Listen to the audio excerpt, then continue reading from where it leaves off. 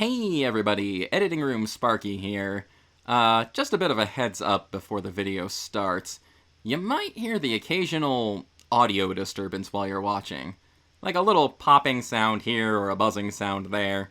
See, I hired a new tech guy to help out with the production side of things, and, well, he's great with electronics, but I'm having trouble getting him to do his job right. So bear with me while I work things out with him. Here's hoping you enjoy the video anyway. Hello everybody, it's me, your good friend Sparky. And have you ever had a loved one sacrificed to bring about a higher being? So the last time I did one of these, I talked about a video game system that meant a lot to me, aka the Game Boy, my very first handheld video game system. It got me through a very difficult time in my life where I was an emotional child that didn't want to go to school for no real clear reason other than it really upset me. If you want more details on that, then go watch the last video, I guess. But as for this video, I'm going to talk about a different game system that means a lot to me, the Nintendo DS. The original gray brick DS is one of my favorite systems of all time. So much so that it's been part of my social media icon that I use since I made that icon several years ago. This thing got me through high school. This thing got me through my first year of college, more or less. It had a near perfect remake of Super Mario 64 on it. It had what was, in my opinion, two of the best Pokemon generations ever on it. And it had a couple of the most creative, imaginative Zelda games that I've ever played on it. You do not get away with talking smack on Phantom Hourglass and Spirit Tracks. You do not get away with it. I promise you that. Okay? Learn to appreciate things that are different and quirky. Darn it. But yeah, I played with my Nintendo DS like crazy, to the point where I wore all of the text off of the label on the back of it off. It is now just a blank white sticker that used to have, like, copyright information and logos on it or something. I love this system like I would my own child. I don't know what that says about me, considering I don't have children, but it is the truth. This thing's amazing, and I would never trade my memories with it away for anything. But you might notice that it's a little broken, a little wobbly. The hinge on it has been shattered in a couple spots. But this is not necessarily a story of how my Nintendo DS broke or even why my Nintendo DS broke. This is more a story of when it broke, and the weird coincidence of coincidences that it happened around. To tell this story, we need to go back a few years. The year is 2011, and Sparky is a broke college student.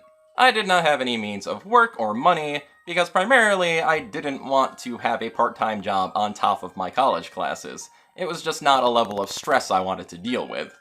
After all, I did have a place to live, and I did have regular access to food, so I didn't really necessarily need a job to survive. But what I did need a job for was to buy video games.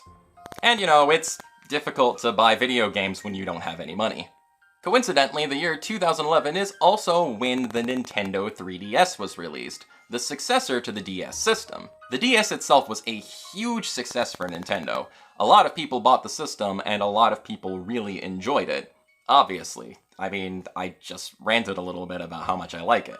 And boy, when the 3DS launched, did people not buy it. The original introductory price for the 3DS was $249 US, and people were not falling for it. They were not buying it. They did not want anything to do with this system. It had a pretty darn weak launch lineup, and it just was not enough to convince people to actually purchase it.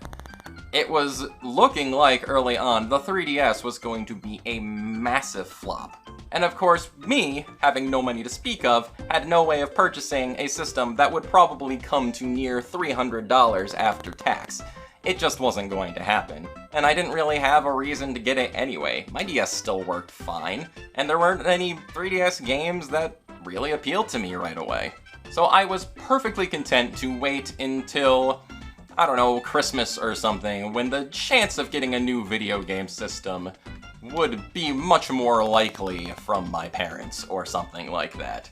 Yes, I still do get lots of Christmas presents from my parents, what of it? But then, Nintendo had the brilliant idea of making the system cheaper. Only 6 months after the 3DS launched, the price of the thing dropped by nearly $100 to $169 US instead of $249. Not only that, they rushed a Mario Kart game into production in order to boost sales of the system because Mario Kart is always a very, very hot-selling item for Nintendo systems.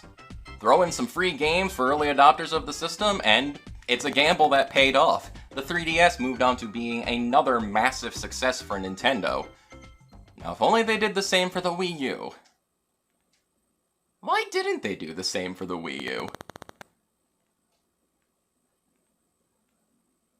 Huh. Naturally, seeing the price drop by almost $100 was a pretty big draw for me. But again, I had no money. I could not buy the system. It was torture to see the price drop and me not able to get a new 3DS. And again, I had no real reason to get a 3DS. My normal DS worked fine. This thing worked amazing still. I had to change the battery in it once to make sure it stayed charged, but yeah, this thing kept on going and it refused to stop. The only way that I would be able to get a 3DS is if something happened to my DS. Make it not usable anymore. But I mean, that would just be crazy. Right? I'm joking, of course. There's no way I would ever intentionally break one of my systems for any reason. Intentionally being the key word. But that's a story for another time. There's just no possible way I would ever purposefully destroy my Nintendo DS just to convince my parents to buy me a 3DS. My cat, on the other hand, had other ideas. What was probably a week after the 3DS price drop, I awoke one morning to a horrible sound.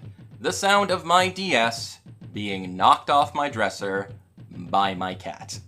And when it fell, it landed just right to shatter the hinge in a couple spots and basically make the system unplayable.